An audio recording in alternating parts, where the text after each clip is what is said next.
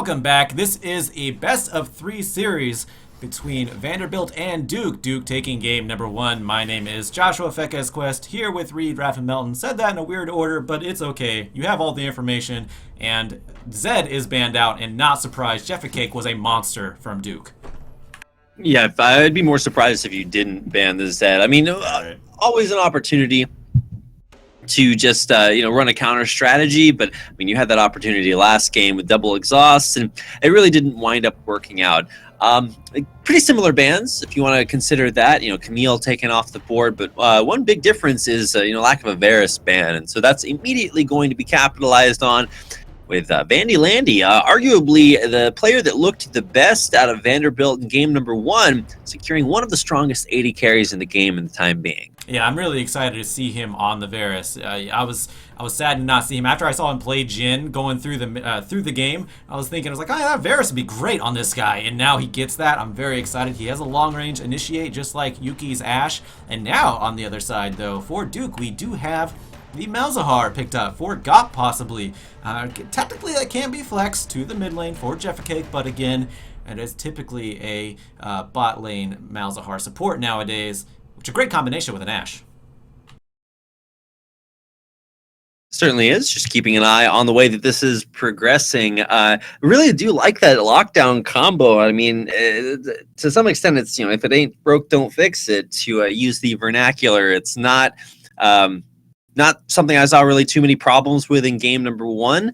Either one of those champions, Malzahar looked super great, was able to get those big flash engages off of, and even though the rest of his team was maybe not doing so hot, it was still the champion doing exactly what it's supposed to do. Now, well, one champion that did not do what it was supposed to do is this ominous mirror Lee Sin, and it's going to be picked up again despite not knowing what is being run against it. So that's a little bit of an interesting blind pick, considering that at least at the tippity top of the professional level, Lee Sin is very situational and definitely does depend on what that jungle matchup is. Yeah, he did not do too hot from the early game all the way to the late game. But yeah, like you said, he's going to try it again. I mean, he must have confidence on it. His team must have confidence, as it is a team game. They are communicating this game for sure. They want to get to the playoffs. They're one game away from losing that spot. They need to pick this one up.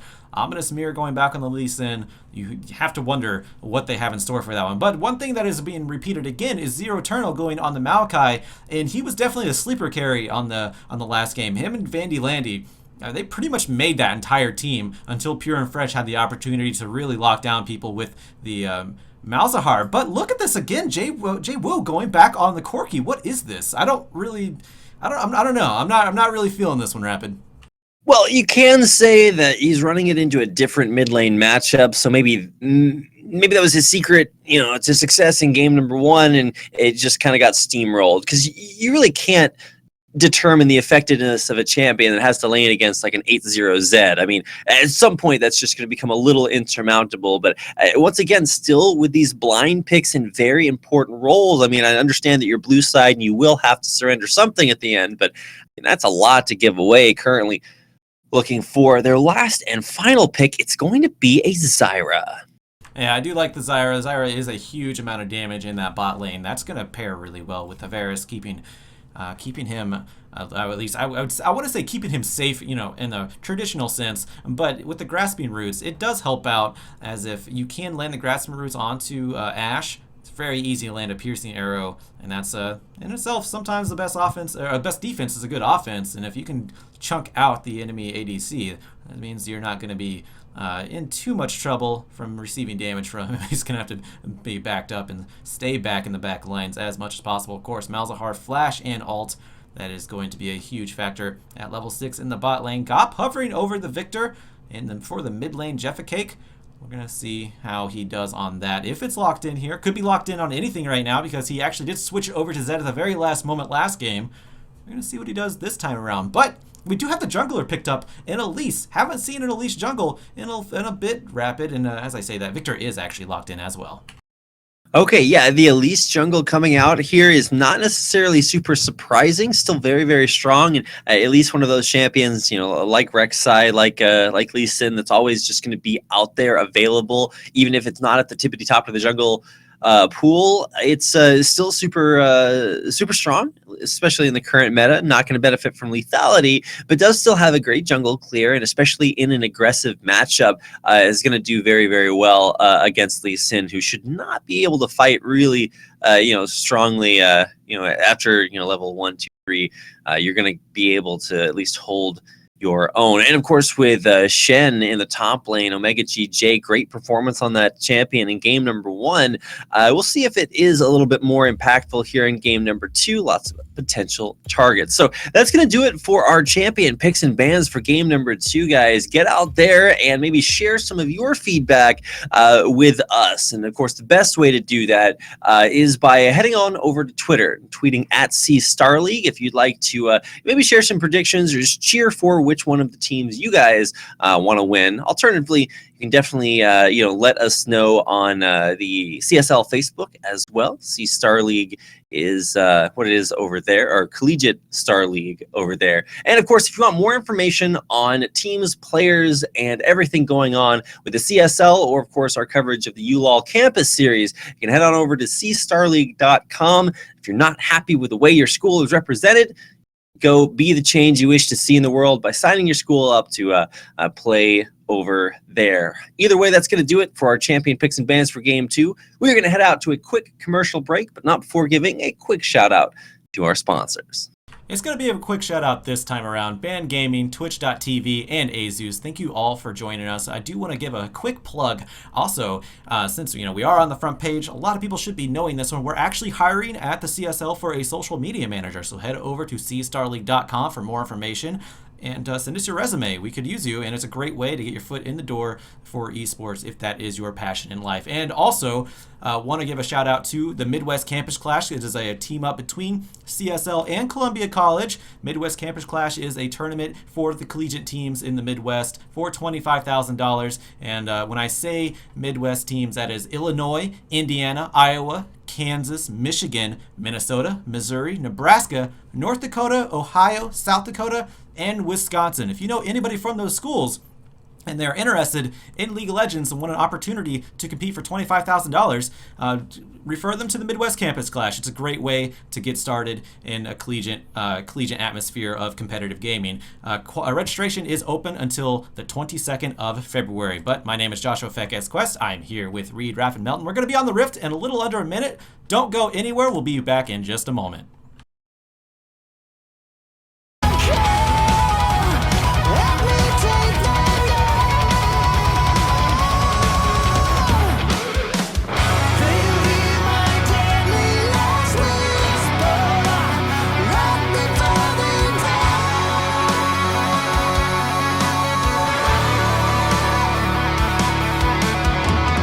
This melody seeks a living, let it burn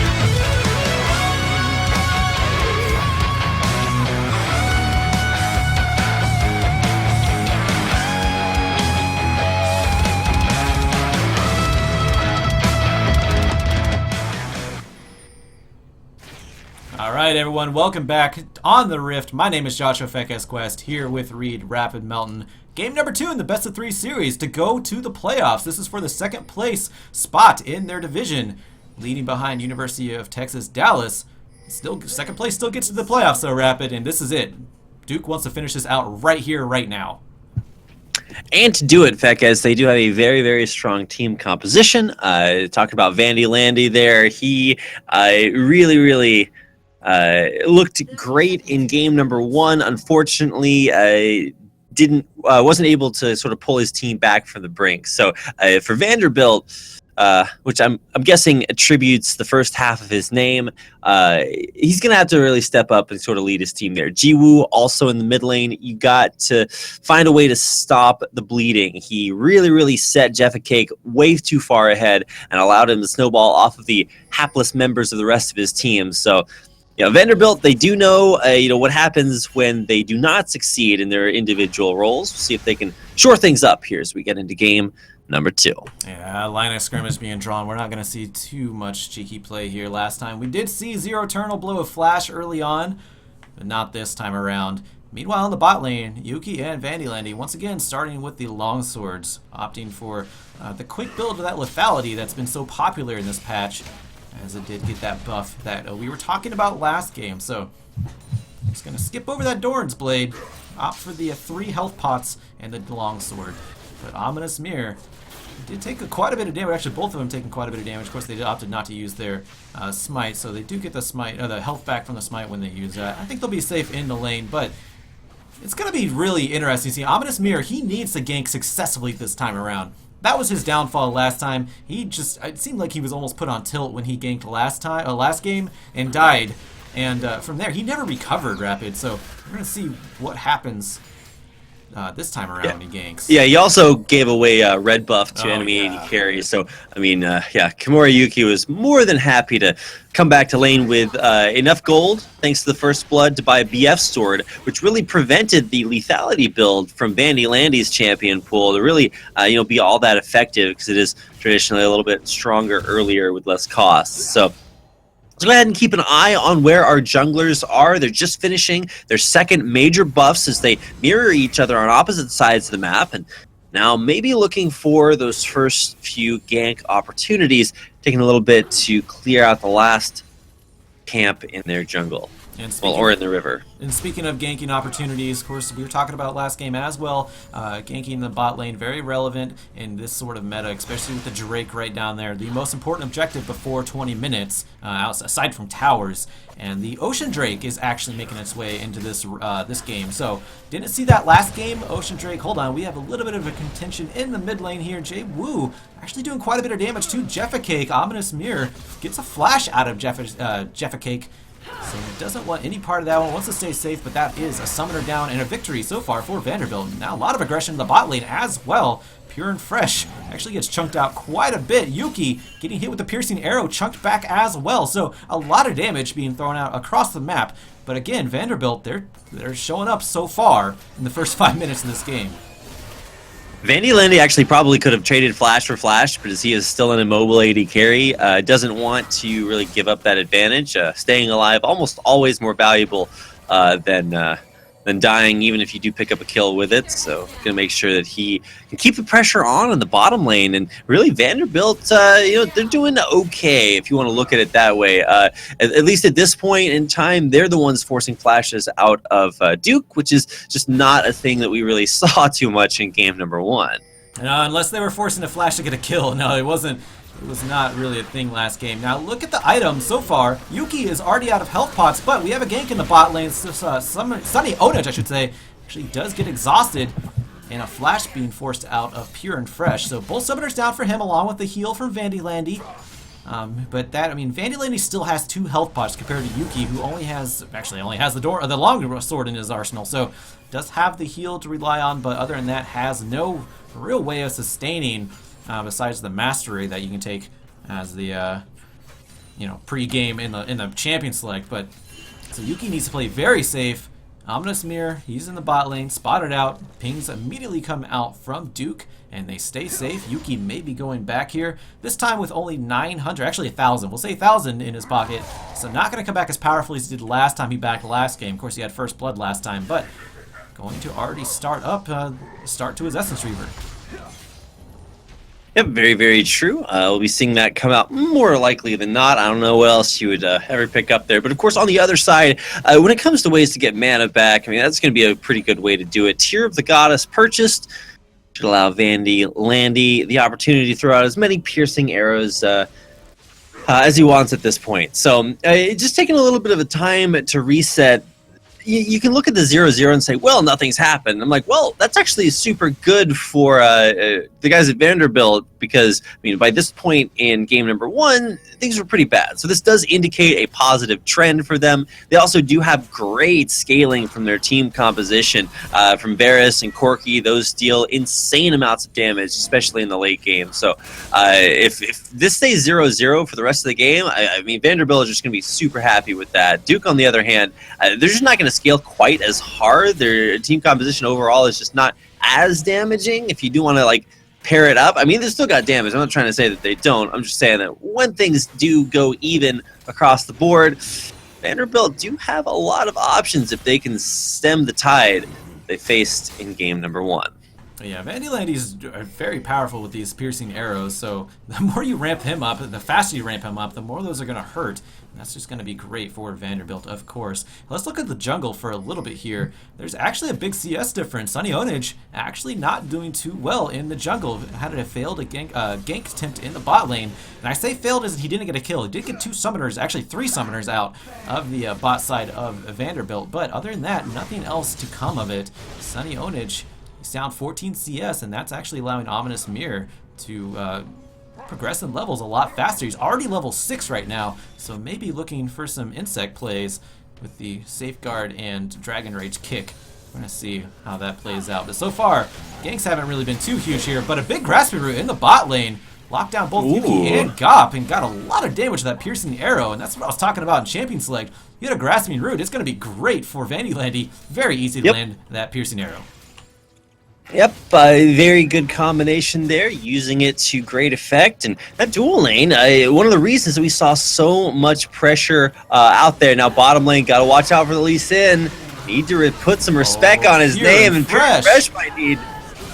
Can't just walk up like that. Even if you are powerful, you might be chasing a kill. You're also chasing your own death. So he just walked right into a huge amount of damage from Yuki and Gop picked up the first blood onto that one for Duke. So I don't know what he was thinking there. It may have been a communication issue, but yeah, Ominous Mirror wasn't even there yet. He still had yet to make his way to that bot lane. But in the top lane, Zero Turtle almost going down. His ultimate actually saving him with that damage reduction, but still very, very close. Omega GJ pushing what he can onto Zero Turtle in the top lane. And both of them are actually just going to go back now, because both of them pretty low health. You don't want to get ganked, don't want to die, don't want to give up another kill.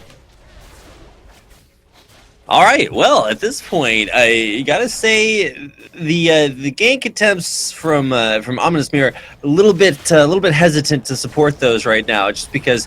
So what he did was he's like, okay, well, my dual lane's actually doing pretty well. Let me go down there and help them. So he comes around behind the turret, and then hesitates, doesn't commit. Pure and Fresh walks up and winds up going down, and then he's like, well, now is the time to force this gank. I'm like, well, no, you just lost your support. Now's the time to get out. But he tried to make it work. It didn't. And that's really one of the big differences here between Sunny Onage and Ominous Mirror. Sunny is the one to wait for the good opportunity and then go in and make it a better one. But, oh, here comes Jay Wu with a big Valkyrie. Just gonna, big package being used, thrown down, more likely just out of time and how to use it there. Just gonna back up. The blue buff was to hold on. Chains of Corruption landing down onto Yuki, but a nice counterplay into the Enchanted Crystal Arrow, but it's not enough. Pure and Fresh picking up that kill, so support's leading the way in the bot lane right now. Definitely a KS there from Pure and Fresh. I mean, to some extent, you really just have to secure the kill, but probably could have given that over to Vandylandy. Either way, a kill is a kill, and it will put Vanderbilt on the board early. So I gotta say, this game looking a lot better. And you know, one point that was made about game number 1 is that Duke were very far ahead for the majority of that game, and it took them a while to close it out. Whoa! Gop! He barely makes it out of that one. Has to flash out, and this is going to be the Ocean Drake going over to Vanderbilt. This is the first Drake they've ever been able to pick up in the entire series. So, needless to say, they're on a way better start than last game, Rapid. They certainly are, Fekaz. Getting that early dragon, while it's not an Inferno Drake, will definitely help them out and once again illustrate that positive trend that Game 2 brings to Vanderbilt. At this point, like I was comparing to Game number 1, the jungle patterns are just not quite there. But one thing that is a little bit of maybe a worrying trend for Duke is that when they were super far ahead, it took them quite a while to close out that game, and it looked sloppier the longer the game went. So maybe this time around that things are more even. That means that Vanderbilt will be the ones to play things a little bit more steadily. They know the mistakes that they don't want to make anymore, and that might set them up for a much better time here in Game 2. Yeah, League of Legends is as much of a skill-based game as it is a mental game. Sometimes tilt can affect your opponent just as much as outplaying them, and you have to wonder how much of that was a factor in last game against Vanderbilt. Now that they're doing a little bit better, you see them performing a little bit better, possibly because they're not tilting as much. But we'll see how that affects them going into the mid-game, because, yeah, team fights, it's going to be a completely different story than these laning phase, I should say. But in the top lane, it's been pretty quiet in the top lane.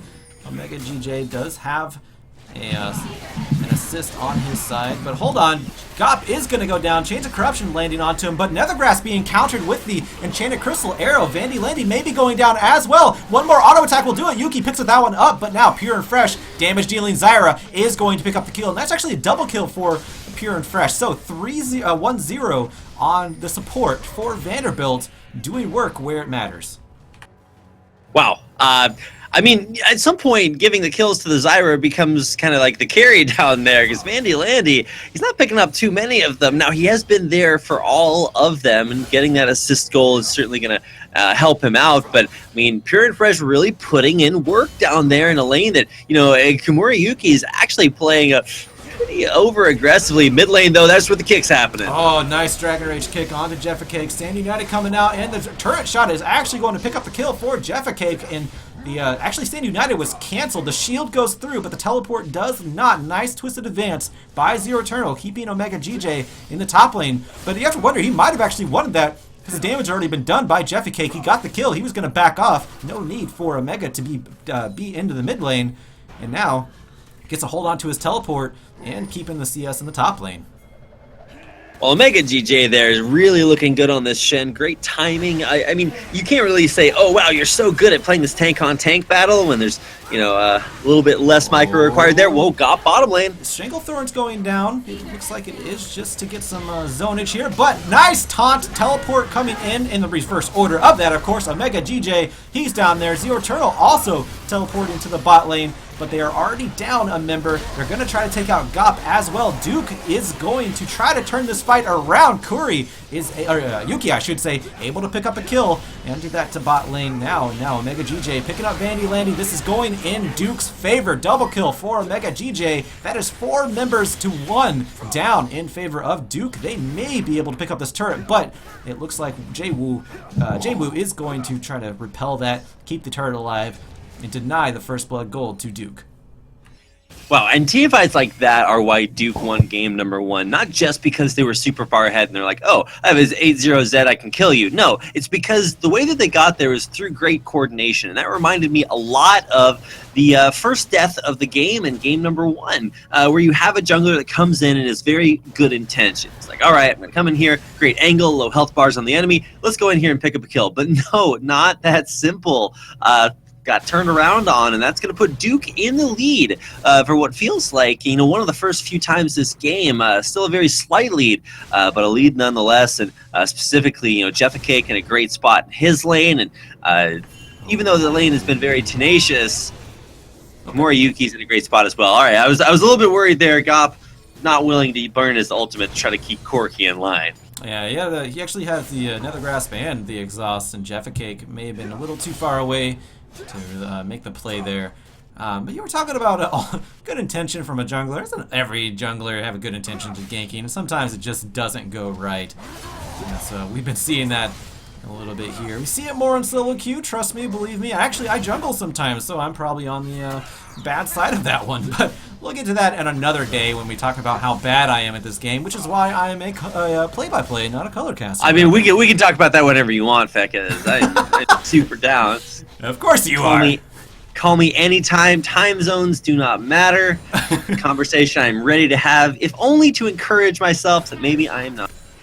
That's so sweet. Either way, it's so sweet. Let's go ahead. Yeah. Let's get back to the game. What can I say? say? Yeah, let's get back to this game. All right. So back on track. Keeping an eye here on now the mid lane. That's where we're going to see what is essentially going to be a 2v2 if they do want to go for it.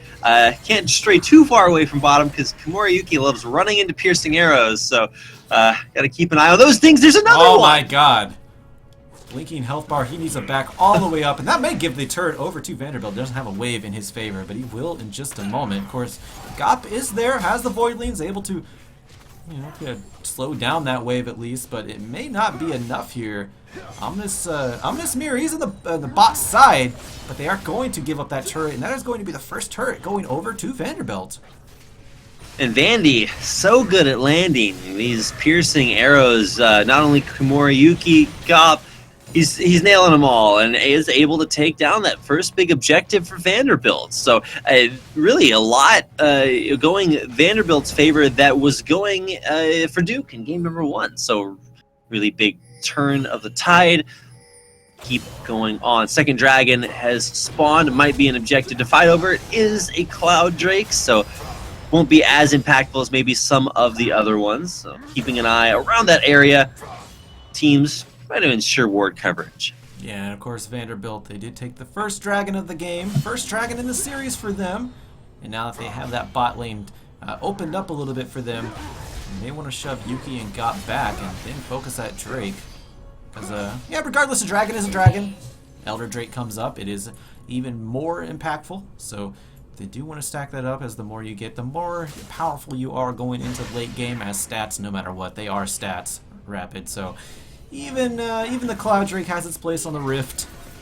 No, we'll see if they decide to pick that one up. But it looks like Ominous Mirror is going to go back, and there's just going to be more farming coming out in the bot lane. But it looks like Sunny Onage making his way down there. Haven't really seen too much of Sunny Onage.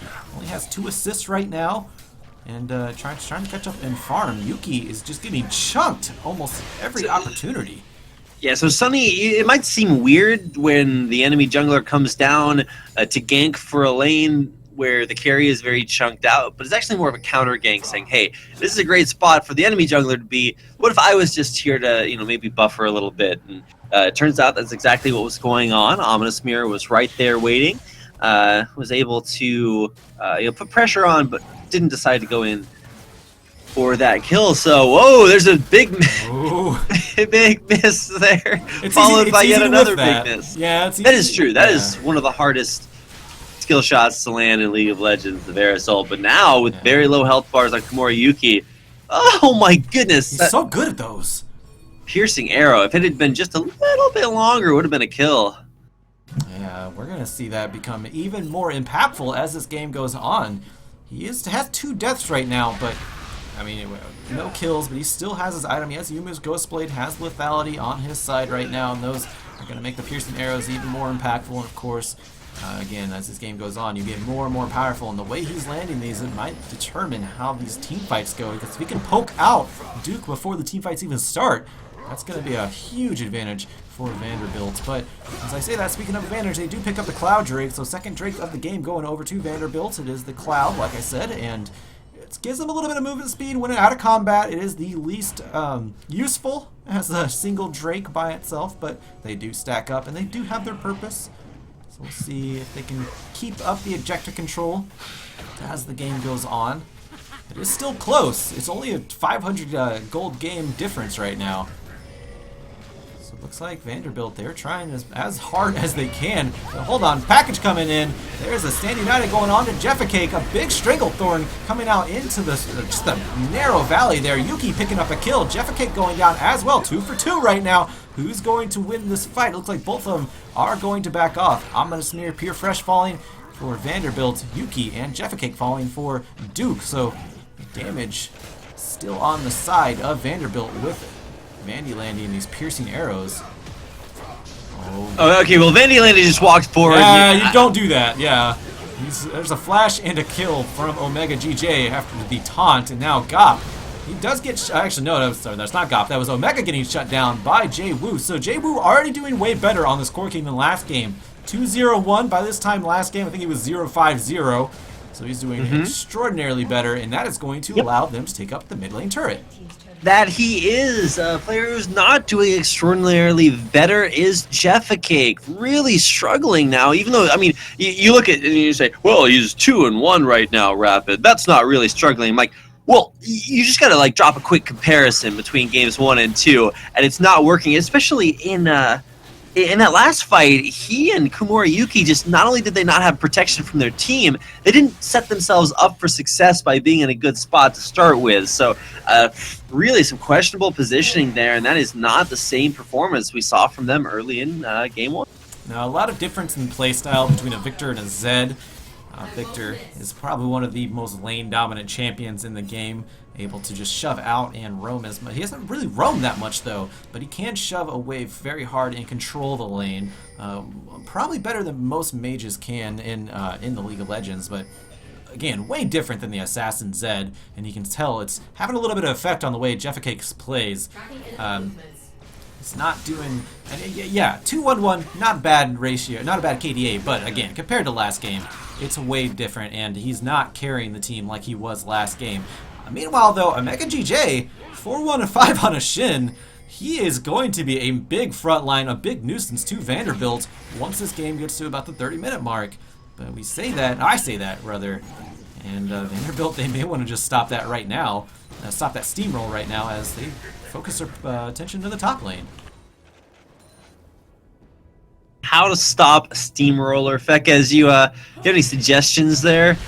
Kill it. I'm trying to think, and well, I mean, as far as things that die easily, I don't think Steamrollers are really on that list. I mean, yeah, there's that one scene from Austin Powers. Right.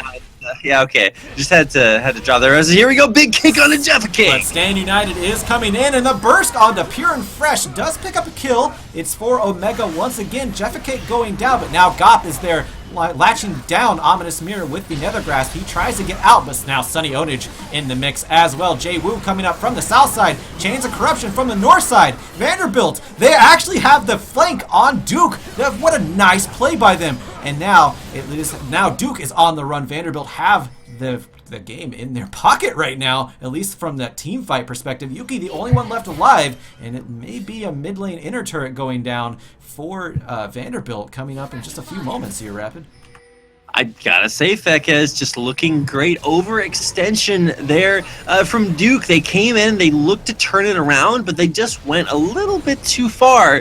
And great positioning from Vanderbilt allowed them to swoop in. And guys like Vandy Landy, even though he didn't pick up a kill, if you look at, I mean, he's been in 9 out of 11 of the kills in this game for Vanderbilt. Really great participation. And he's helping the rest of his team pick up the kills that they are grabbing. And so, gotta say, really like the adjustments between these two games just by virtue of comparison. Vanderbilt looking much stronger. Yeah, and we're seeing why Varus was banned in game number 1 to prevent something like this from happening. Vandy Landing is, 0-3-9, but I mean, Varus is not a traditional ADC carry, as in get a bunch of kills and carry 1v5. I mean, he does support quite a bit. He stays safe as much as possible, throws out the Chains of Corruptions, just keeps people in a zone, and throws out the piercing arrows. Wants to stay safe, doesn't want to get in the face of anybody, because he is a very squishy and immobile champion. And with Zed off the map, no other real assassins on the side of Duke. It's hard to deal with Vandy Landy right now. He's doing great at positioning. And yeah, he's not getting kills, but he is affecting the team fight so much with these Chains of Corruptions and piercing arrows. All right, well, as the game does progress, we get to an interesting point. Solidly through the mid-game here as we crest the 25-minute mark. Or I guess we're working our way up to the crest of the 25. I never know how to express that, but either way, yeah, right now we're starting to look for a few things. One, pushing out these tier 2 turrets, and that's where we find ourselves with Vanderbilt. Unfortunate miss there by Ominous Mirror on his Sonic Wave behind the turret, but here comes a big arrow flying through. Yeah, and there's a Vandy Landy. He actually Quicksilver sashes out of the Nether Grasp, Sunny Onage going down. Pure and Fresh picking up that kill. Jeffacake is going to return the favor, though. And now Ominous Mirror going down as well. Vandy almost dead. He's going to go down. Omega GJ picking up that kill. And this is exactly what Duke wants. But in the backlines, look at Zero Eternal. He is what they're doing right now. I said that's what they want, but that is not what they get. Overall, it is an ace for Vanderbilt. But okay, Fekes. Jiwoo, perfect micro there in the end of that last fight. Last second, Valkyrie gets him just far enough away to take out Omega GJ, who is monstering up that backline. In the backline for Duke, Zero Eternal's going ham and winds up giving his team that ace. Beautifully played there, and in the end, Vanderbilt are going to be able to grab themselves their third dragon of the game. Yeah, and that is going to be the second Cloud Drake that they get. So they are going to get from a 25 out of combat speed bonus to 50. It's starting to add up, Rapid. The Cloud Drake is going to be useful pretty soon, but you have to think with the 26 minutes in right now, the Infernal Drake coming up, that's going to be the last Drake, I should say the Elemental Drake spawning. Would be the Infernal, as after 30 minutes it is the Elder Dragon that pops up. And so far, it is going to be a huge objective for Vanderbilt to control, because they have a huge amount of power spike if they are able to get the Elder Drake with how many Drakes they have right now. That is very true. The more elemental drakes you have, the stronger your Elder Drake is. It's also more difficult to take down. So, to some extent, if you don't have any dragons, that makes Elder Drake a little bit easier to take. It's not really to be how it works. So sorry. Either way, the biggest way to look at this game is not in terms of dragons or really gold. It's about the way that the team is playing. At Duke, when it comes to team play, they're capable of assessing the situation accurately initially, but have wound up overextending quite a bit and not playing together as reliantly as they have in game number one. Now, here comes a recall from Omega GJ, who might be looking for a good teleport opportunity. And with a recall just now from Vandy Landy, he's not going to be there with the rest of his team if this is when they decide to pull that Enchanted Crystalline Arrow. Yeah, they're hesitant to pull the trigger. They don't have a target. They don't have too much vision control right now. So Duke, not only are they losing in the kills and the turret objective, they are losing the map control as well, as all their wards are being wiped out, and that is erasing any sort of engagement opportunity that Yuki may have had. And now that Vandy Landy has rejoined Vanderbilt, it's going to be a little bit harder to engage. You throw out the Hawk Shot, but it's only so much vision that you can get, and still doesn't reveal everybody. Ominous Mirror is making his way into the mid lane. Jay-Woo is hanging out as well. This is they may be trying to flank Duke here, but they're not able to get all the way in there. They might just be shoving into the top lane turret. And kind of shades of last game, except it's flipped on the side. Duke seemed to be doing this exact same thing last game, but this time it's Vanderbilt shoving into the top lane turret. Meanwhile, in the bot lane, Omega GJ, he is split pushing. He does get a turret. First turret for Duke, by the way, which is surprising to say based on their game one performance. But they finally get on the board for the turret, and he's going to keep pushing. He still has Stand United, still has to teleport up. Now, Omega GJ, the member of the team that has been on there the longest for Duke, really putting up a great performance here. 6-3 and 8, best score on the team. And hey, man, when your carries can't carry, you got to step up and do it yourself.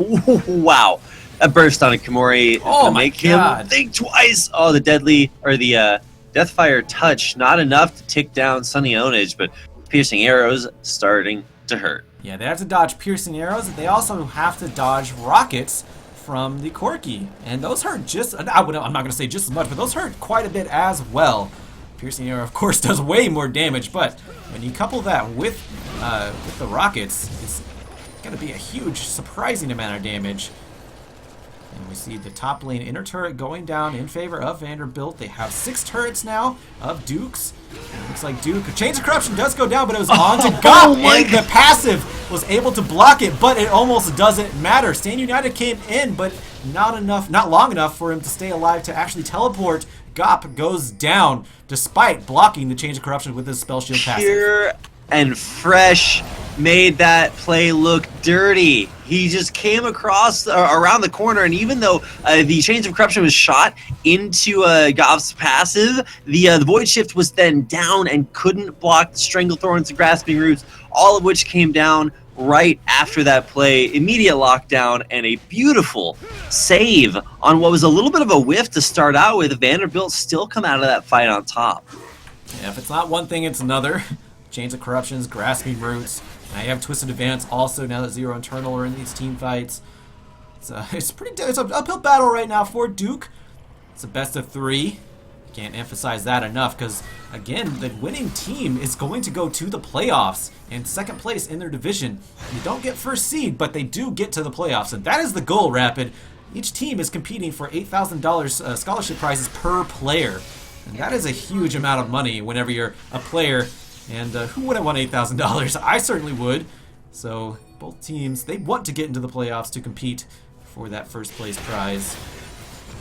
But right now, well, I should say first game, looks like Duke, they were going to take it pretty easily. But now, Vanderbilt, they are coming up huge. And answering Duke's 1-game lead. My god, Yuki getting half health by 1 piercing arrow. Well, keeping an eye on not only the piercing arrows from Vandy Landy, who, by the way, still has 0 kills. Yeah, right. I've never seen somebody deal more damage and get less reward from it. I mean, if you just take a look at the end game stats here, I promise you, Vandy Landy is going to have like number 1, number 2, and he's going to have 0 kills. So, got to keep an eye on that. No engage possible. Anytime I hear that Yomo's Ghostblade active, I just think somebody's going to die. Not quite case this time around, but still looking for catches. Omega GJ has built a Z-Rot portal, but he hasn't been using it too much. I actually think right now it is in the bot lane, but there's a flash and an engage onto Jwoo, Chain of Crystalline Arrow, and another Grasp. It took him forever to still go down, but be it as it may, Sunny Onage did pick up that kill. So it looks like Duke, they still don't have enough power to really capitalize on that one. They still are going to back off. Infernal Drake is up. They may want to focus on that one as the Z-Rot portal gets placed in the mid lane to create some pressure. Yep.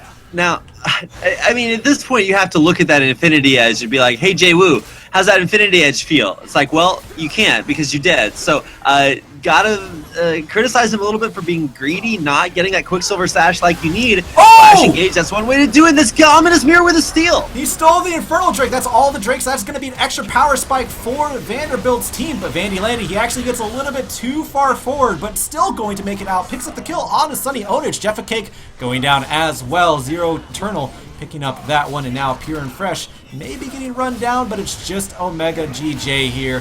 He can only last so long despite being a massive tank. Vandy Landy picking up that kill. It is 0-4-3 in favor of Vanderbilt, and they get the Infernal Drake. That was massive for Vanderbilt. Wow. Yeah, Vanderbilt still come out on top in the team fight. Omega GJ just can't carry by himself. He needs the damage. He doesn't have it. And even with his Zrot portal doing work, I mean, he can't be everywhere at once. And so in the end, guys like Vandy Landy just deal too much damage. He had great positioning in that last fight. Got to give credit where credit's due. And just like he took that Inferno Drake, Ominous Mirror will secure Baron Nashor. 33 minutes for Duke. Oh, and Vandy Landy got kills. He's on the board now.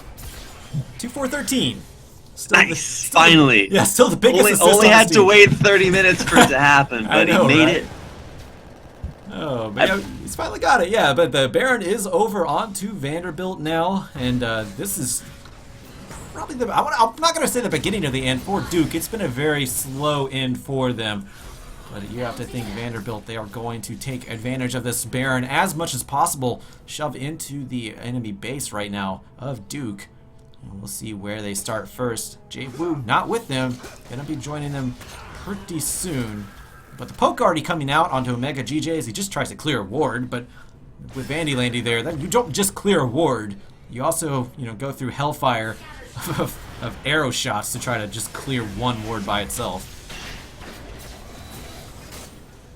Nice placement of the Z-Rot portal into the next inside the base there. Yeah. I would actually rather see that placed in a side lane so that it gets it pushing and maybe sets up for another play. I mean, here those minions are just going to die pretty instantly. Plus, like, there are literally voidlings that are bigger than they are in the lane that can fight them. So I'm not really going to have too much of a problem continuing these pushes. And gotta say, for Vanderbilt, really everything that was a problem for them in game one, no longer a problem. They fixed their problems, and now they are causing them. For Duke, as they do try to set up for an engage, Cocoon is landed. Another big arrow lands on a Pure and Fresh. Yeah, Pure and Fresh, he's still alive though. Sunny Onage may be going down, but Jeffacake is for sure going down. That's a killing spree for Vandylandy. Third kill of the game at 35 minutes. So he is impressing his own self, pressing me at least. That is 3 members down for Duke, and that will more than likely be the game going over to Vanderbilt, and we may be going to a game number 3 here. It's certainly looking that way with, unless, barring a pretty giant throw with only Komuriyuki and Sunny Onage left alive, this should be the end of the game. I mean, one Nexus turret falling down, the second one will as well. And that is going to take us into our first game number 3 of the night. Nexus falling down there as well. There's going to be a few exit kills, but in the end, it's a 24-16 victory for Vanderbilt over Duke. And very nicely played by Vanderbilt, not getting on that tilt train, coming back from game number 1. They were heavily destroyed in game number 1, but just turned everything on its side for game number 2. Duke now have something to think about for themselves here. And I'm actually going to go ahead and go over to the damage charts. I'm going to throw it over to the stream real quick. Get off this intermission screen, and we can see here. Look at the damage, 28,919 for Vandylandy, only having 3 kills in that game. He still did a crap ton of damage, so that should be a good sign of inspiration for any ADCs who only have assists on their game. Don't worry, you can still do damage. Just look at Vandylandy, it's fine. But yeah, big fan of Vandylandy. Yeah. A fandy of the Vandylandy. He definitely showed up this night, and so did Vanderbilt. So they are able to bring us to a game number 3, which we will be bringing to you guys after a short commercial break. Don't go. Ben, Sam, and Ken are on separate journeys to defeat the menacing Vile Dragon. But let's just say luck isn't on their side. If only there was a way for them to find each other and band together. Well, that's why there's Band. It's a mobile app that allows people to come together using common interests. With Band, you can find fellow gamers, chat, schedule gaming sessions, and conduct polls. Stage epic battles with friends while sharing videos and photos along the way. So try Band today. Band. Be together.